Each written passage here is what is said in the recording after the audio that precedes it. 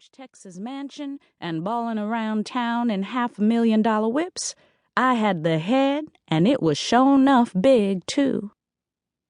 "Don't worry," I told Bunny. "We gotta roll with this setup for right now," I said and grabbed her arm as I pulled her toward a waiting cab. "But trust and believe, this is gonna be our last time slumming around the city in a whoopty, okay?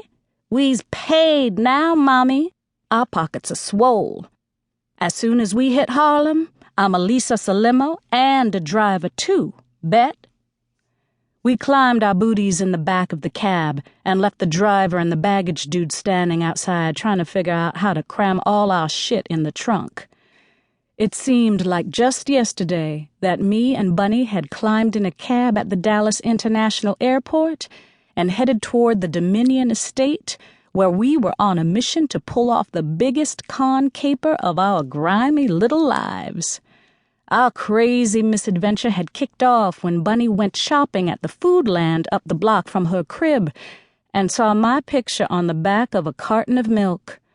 The National Center for Missing Children had just started a new campaign aimed at solving some of their biggest cold cases, and a 3-year-old girl named Sable Dominion, a rich little oil heiress who had been kidnapped from a midtown drugstore, was one of the missing kids they were featuring. Dollar signs had started cha-chinging in Bunny's greedy little eyes, and she swore all out the missing chick was me. "Hey now, we gots to go to Texas and get up on that loot," Bunny insisted, as we checked out Sable's age-progressed photos on the internet. "For real, Mink, you look just like that chick. Your own mama couldn't tell y'all apart." Me and Bunny were a slick pair of part-time pole twirlers and full-time con artists, and for the past few years, we had been using our scheming wit and banging bodies to pull off ganks and rack up bank in every borough in the city of New York. We had jumped on the computer and did a few Google searches, and both of us damn near flipped out when we found out that not only was Miss Sable about to come into $100,000 inheritance on her 21st birthday, but if Bunny pretended like she'd found me, she could get a crack at the $25,000 reward money that the Dominions were offering, too.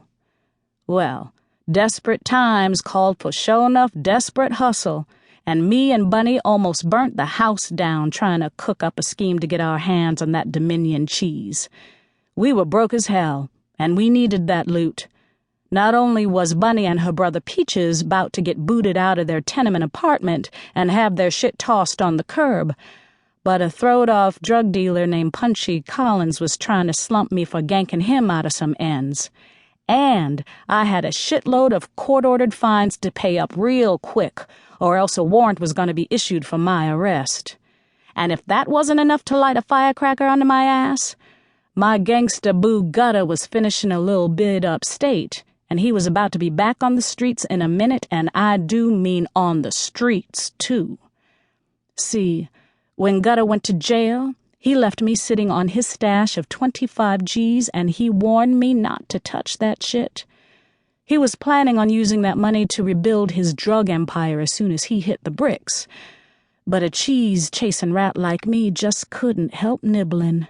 $1,000 here, $5,000 there, shoes, wigs, chronic, krug, jewels, and wild parties.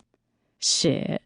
Me and Bunny had burned through Gutta's cash so fast that before his bid was even halfway over, his laid-out crib was a wrap, and so was all his paper.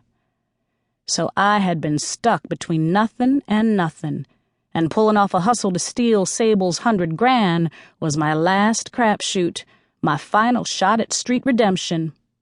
I was a con mommy, a grifter, a fraud master to the highest degree, and me and Bunny had used every flim-flam in the book to convince those super-rich black folks down in Dallas that I was really the kidnapped daughter that they had lost so long ago.